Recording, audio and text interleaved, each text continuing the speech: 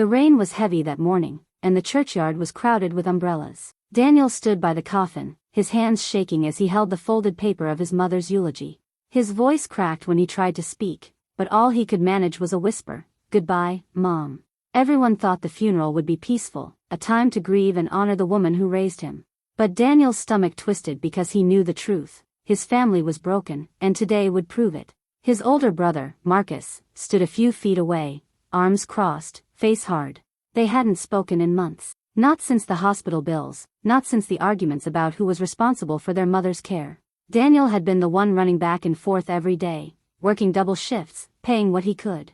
Marcus, the one with the better job, kept making excuses, always saying, "I'll handle it later." Later never came.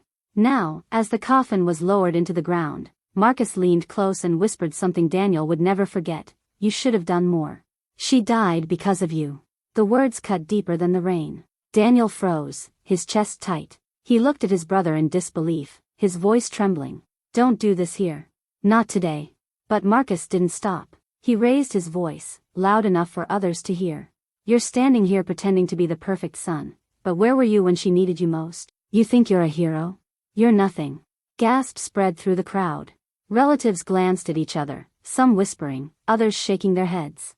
Daniel's aunt tried to calm Marcus, but he brushed her off. Daniel's hands clenched at his sides. He wanted to shout, to defend himself, to remind everyone of the nights he spent in the hospital chair, the meals he skipped just to pay for her medication. But his throat locked. He felt the shame Marcus had planted. Maybe people believed him. Maybe they thought Daniel had failed his mother. As the priest closed the ceremony, the whispers grew louder. Some people avoided Daniel's eyes, while others gave him looks of pity. He stood there, watching his brother walk away with their mother's gold necklace in his hand, the necklace their mother had promised to give to Daniel. It wasn't just an insult. It was theft. Daniel's heart pounded, rage building inside him, but also grief too heavy to carry. He wanted to chase Marcus, to demand the necklace back, to demand respect for their mother's memory. But instead, he stayed rooted to the wet ground, rain soaking through his suit. In that moment, he realized this funeral wasn't just about saying goodbye to his mother. It was the beginning of a battle he never expected, one that would tear open every hidden wound in his family, and force him to fight for the truth, no matter how ugly it was. Daniel was 34, the kind of man who carried his weight quietly. He worked as a mechanic in a small garage on the edge of town, earning just enough to pay rent and keep the lights on. His hands were always rough, scarred from years of fixing engines, but his heart was soft, especially when it came to his mother.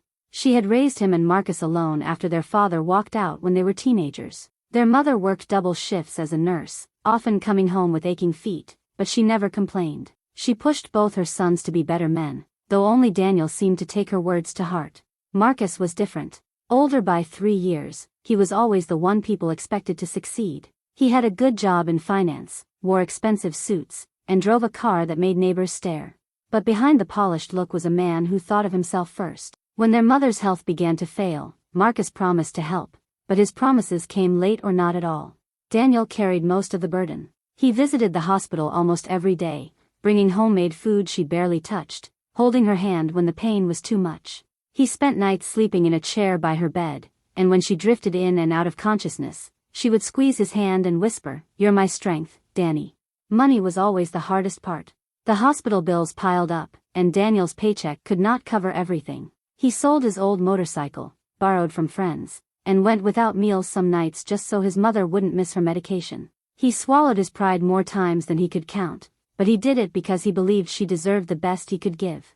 Marcus, on the other hand, showed up when it was convenient. He would walk in with flowers or expensive chocolates, kiss their mother's cheek, and then leave after an hour. To outsiders, he looked like the dutiful son. But Daniel knew the truth. It was Daniel who signed the papers, argued with doctors, and begged the insurance office for more time. When their mother finally passed, Daniel's world cracked. The apartment they had shared for years felt hollow, the silence too loud. He kept her favorite teacup on the kitchen counter, unable to put it away. At night, he lay awake staring at the ceiling, replaying every moment of her last days, wondering if he had missed something that could have saved her. What made it worse was Marcus's attitude. Instead of comfort, he gave Daniel blame. Instead of unity, he sowed division. Family members who once admired Daniel now looked at him with quiet doubt, as if Marcus's words carried weight. Daniel felt alone, cornered by grief and suspicion. What was at stake now was not just his reputation, but his mother's memory. Daniel could not let Marcus rewrite the story of who she loved, who truly stood by her side. But deep down, he feared he didn't have the strength to fight both grief and his brother at the same time. 2 days after the funeral, Daniel went back to his mother's apartment to gather her things. The room still smelled of her favorite soap and cooking spices. He moved slowly, folding her dresses, touching her books, pausing at the chair where she used to sit every evening. Every corner of the apartment carried her memory, and it broke him all over again. While packing, he found an envelope tucked inside her bedside drawer. His name was written on it in her handwriting. His heart raced as he tore it open. Inside was a short letter. "My dear Daniel, I know how much you have done for me. You are my strength, my comfort. If anything happens to me, know that my savings account is meant for you. Use it to build your life. And remember, I love you always. Mom." Daniel's eyes blurred with tears. His mother had thought of him, even in her last days. For the first time since her passing, he felt a small warmth in his chest. But that warmth didn't last long. When he went to the bank the next day, hoping to check the account, the manager frowned and said, "I'm sorry, sir. The account has already been emptied.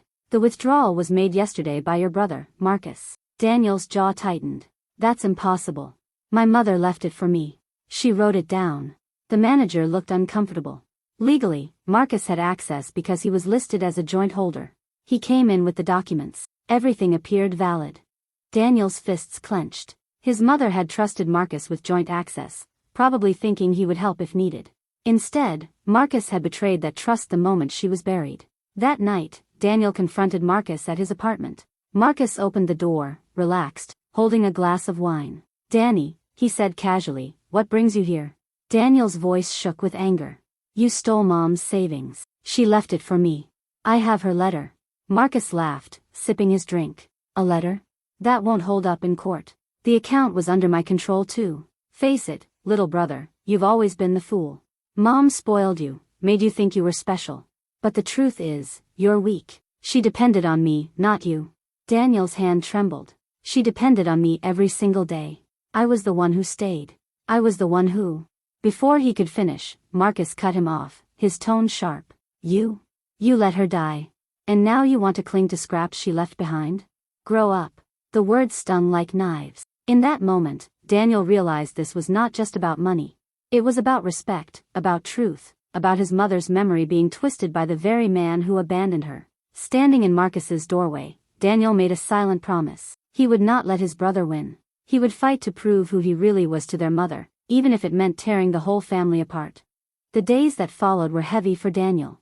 Word about the savings spread quickly through the family, but not the truth. Marcus told everyone that their mother had left the money to him because he was the responsible one, the one she trusted most. Daniel tried to explain about the letter, but Marcus laughed it off, saying, "Anyone can write a note. What matters is what's on the papers she signed." Slowly, relatives began to distance themselves from Daniel. His aunt, who used to call him every evening, stopped picking up his calls. Cousins who once admired his devotion now looked at him with suspicion, as though he was the one trying to steal from Marcus. The betrayal stung deeper than he could bear.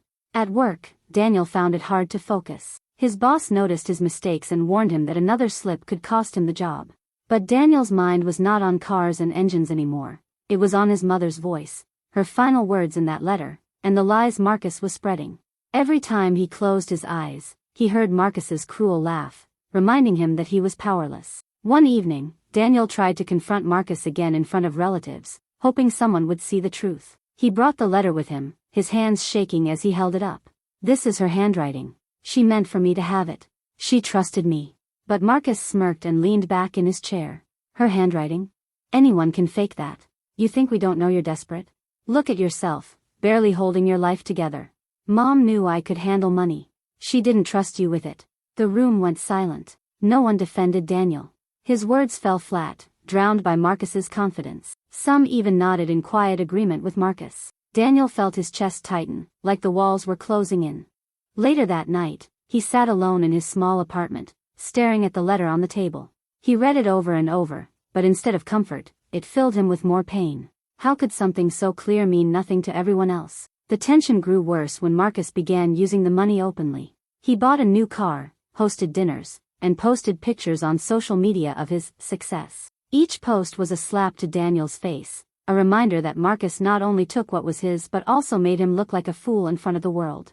Daniel felt isolated, abandoned by family and powerless against Marcus's lies. Yet beneath the grief, something was starting to shift inside him. He realized he couldn't wait for others to see the truth. He had to find a way to prove it himself, even if it meant standing alone against his brother.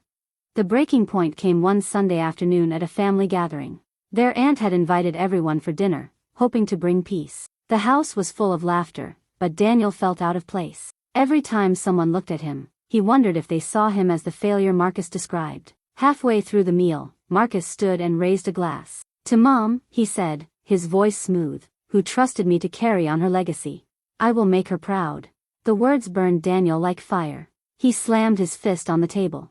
"Stop lying. She trusted me. She left me the letter." His voice shook, but it carried across the room. The room went silent. Marcus smirked. "That letter again? You really should give up this fantasy." Daniel pulled the folded paper from his pocket and placed it on the table. "Read it for yourself. She wrote it with her own hand." Marcus picked it up and glanced at it before tossing it back. "Fake. You wrote that to make yourself feel better. Admit it." Daniel's chest heaved. He was about to speak when his aunt, who had been quiet until now, cleared her throat. "I recognize that handwriting," she said softly. "That's your mother's. She wrote me letters for years. This is hers." Murmurs spread across the table. Marcus's face darkened, but he forced a laugh. "Handwriting can be copied. You all know Daniel has been desperate. Why would Mom trust him with money when he can barely pay rent?" Then came the twist no one expected. Daniel's cousin, a law student, spoke up. "Actually, handwriting matters. If this letter is real, we can ask an expert to verify it. And if it proves your mom's wishes, then Marcus could be in trouble for taking the money." The room erupted.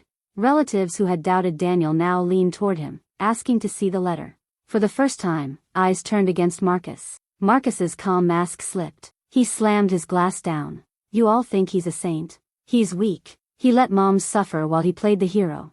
Do you know how many times she called me, begging for help? I gave her money. Daniel's voice cut him off, strong and steady. "You never came. I was there. Every night, every pain, every tear, me, not you." She wrote this because she knew the truth. And deep down, so do you. Marcus's face twisted with anger, but he had no words. The family stared at him, their doubts growing heavier with every second of silence. For the first time, Daniel felt the weight shift. He was no longer the one on trial, Marcus was. The days after the family gathering felt different. For the first time, Daniel was not alone.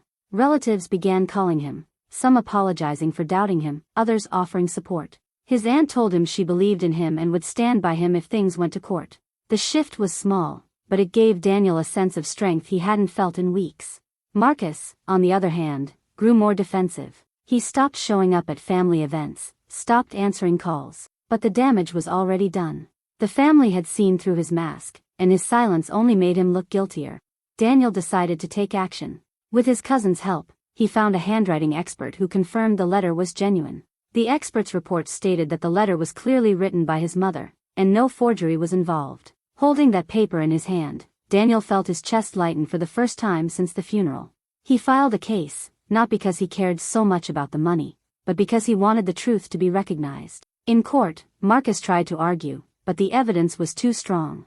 The judge ruled that the savings rightfully belonged to Daniel, honoring their mother's wishes. Marcus stormed out of the courtroom, his pride shattered. Daniel didn't chase after him. For once, he didn't feel the need to prove anything to his brother. He had already won, not just legally but emotionally. He had protected his mother's memory. After the case, Daniel stood outside the courthouse, breathing in the fresh air. His aunt came over and hugged him. "Your mother would be proud," she whispered. Daniel's eyes filled with tears, but this time they weren't heavy with pain, they were lighter, softer. Life didn't suddenly become perfect. Daniel still worked long hours at the garage, still lived in the same small apartment, but something inside him had changed. He no longer carried the shame Marcus tried to put on him. Instead, he carried pride, the kind that came from knowing he had done right by his mother. At night, he would sit by the window with a cup of tea in her favorite cup. He would read the letter again, not because he needed proof anymore, but because it reminded him of love. And each time he read it, he felt her voice in the words, steady and warm, "You are my strength, Danny." Marcus never apologized, but Daniel no longer needed it. His brother's shadow no longer defined him. The truth had come out, and that was enough. In the end, Daniel walked forward with quiet strength, not seeking revenge, but peace. His mother's love had carried him through the storm, and now, even in her absence, it continued to guide him. One evening, months after the court case, Daniel returned to his mother's grave. The grass had grown around the headstone, and the rain that once felt so heavy now fell softly, like a gentle touch. He stood there in silence, holding the letter she had written to him. He knelt and placed the letter against the stone. "I did it, Mom," he whispered. "They know the truth now. They know who you trusted. I didn't let your voice be silenced." The words caught in his throat, but instead of breaking him, they steadied him. For the first time since her death, he didn't feel crushed by grief. He felt lighter, as though carrying her memory was no longer a burden but a gift. Behind him, the sound of footsteps made him turn. It was his aunt. She walked up slowly, carrying a small bouquet of flowers. She placed them on the grave and stood beside him. "She would be proud of you," she said. "You fought for her, and you never gave up." Daniel nodded, his eyes glistening. "I thought I was weak," he admitted. "I thought Marcus was right about me. But she knew me better than anyone. She knew my heart." His aunt smiled softly. "And now the whole family knows too." Daniel looked back at the grave one last time, tracing the name carved in stone. A quiet peace washed over him. He knew the pain of losing her would never fully go away, but he also knew he could live with it.